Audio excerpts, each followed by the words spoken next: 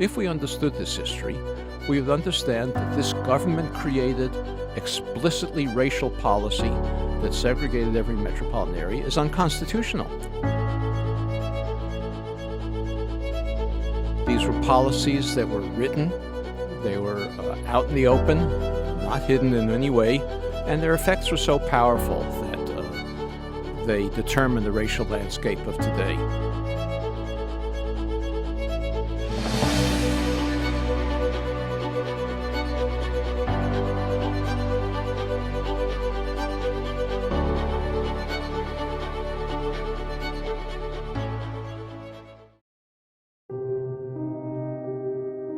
So there was an ordinance that was passed. It was a Jim Crow era law that basically said that if 75% of the residents in a specific area were of a certain race, another member of a different race could not move in there.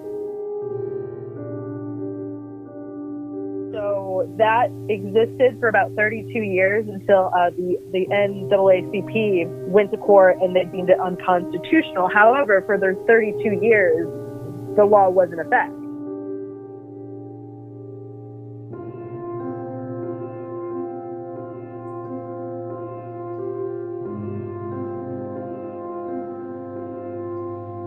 So it had already kind of set them up for the segregation that continues to this day.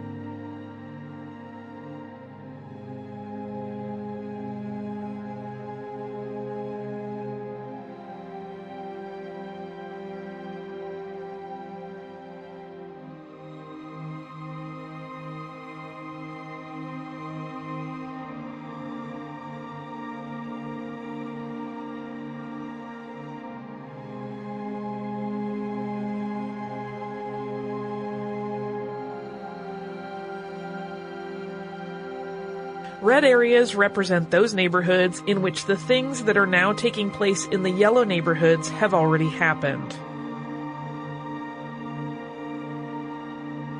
They are characterized by detrimental influences in a pronounced degree, undesirable population, or infiltration of it.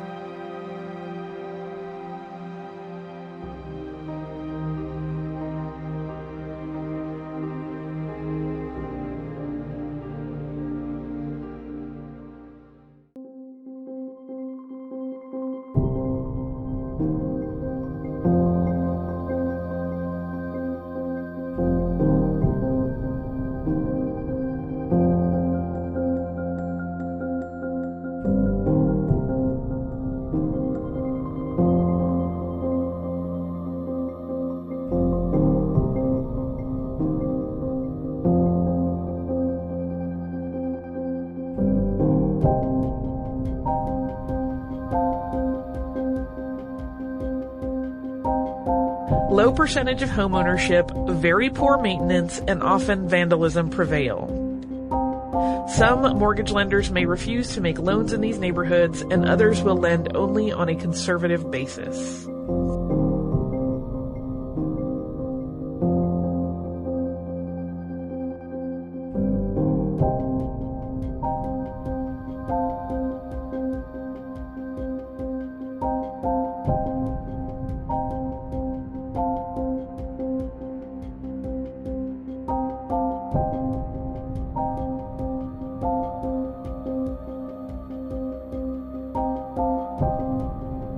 There are sections that you can literally stand on one side of the street and be in an area that is below the poverty level, and directly across the street you'll see the types of shops and boutiques that Becky was just talking about. It is that stark of a difference.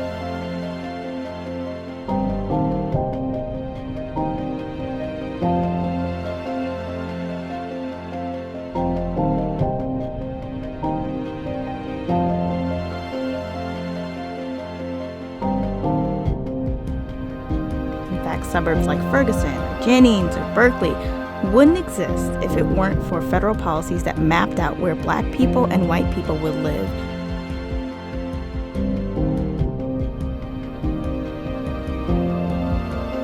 And because it's unconstitutional, we're required to remedy it in the same way that we were required to remedy other forms of government-sponsored segregation, whether in schools or on buses or restaurants, or any of the other institutions that were segregated until the mid-20th century.